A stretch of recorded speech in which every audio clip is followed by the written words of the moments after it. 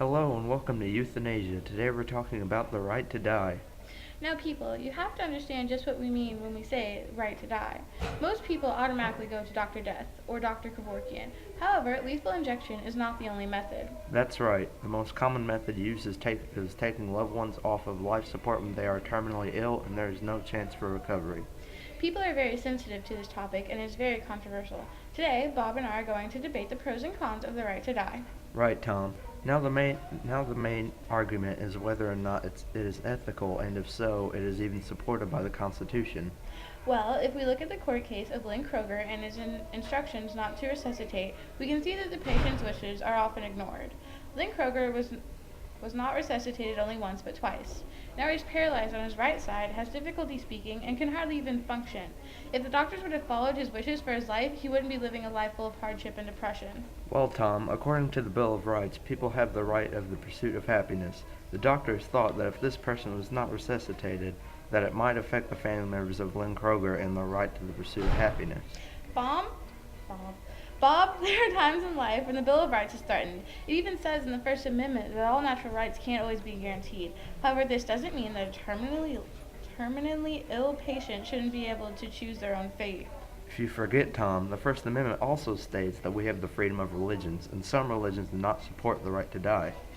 I suppose you're right on that remark. However, sir, some religions do support the right to die. In fact, Jainism practices something similar to the right to die. Santhra is a voluntary death by fasting. To them, this is not considered suicide because it is thought out very carefully and is not emotional or hasty. Santhara is only practiced when a person feels as though their life has served its purpose. Who are doctors in the court to decide when a person thinks such things and what they can do about those thoughts? That might be so, but I highly doubt that terminally ill people have the full intent to go into a hospital and kill themselves with the aid of innocent doctors. I believe that these decisions are made in the heat of the moment and are not rational. If someone is wanting to die from pain, maybe they should consider using painkillers instead of asking for a mercy kill. What happens if the medication doesn't work? The person is then without hope and in constant pain. That person isn't going to want to think about their future in a world full of pain. And what about a patient in a coma? Even the comatose patients that are in a vegetative state. Name any person who would want to be able to live without thought, the ability to speak, the ability to eat, or the ability to move.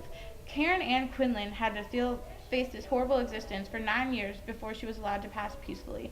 Both the hospital and the court system made Karen's patients fight tooth and nail for 9 years just so they could let their daughter rest in peace. Touche, but is it humane to let someone kill themselves without even trying to intervene? Is being human even humane? I believe that a person has the right to choose their own destiny. Oftentimes, people take advantage of others to achieve success, and people say that's part of being human. Think about this. At least the people who believe that their lives have run its course aren't trying to rip someone off, nor are they trying to get a rung up on another person. All they're trying to do is end the suffering and the pain of themselves and the others around them. Alright, Tom, I hate to say it, but you have won the battle. However, you have not won the war. Until next time on Euthanasia.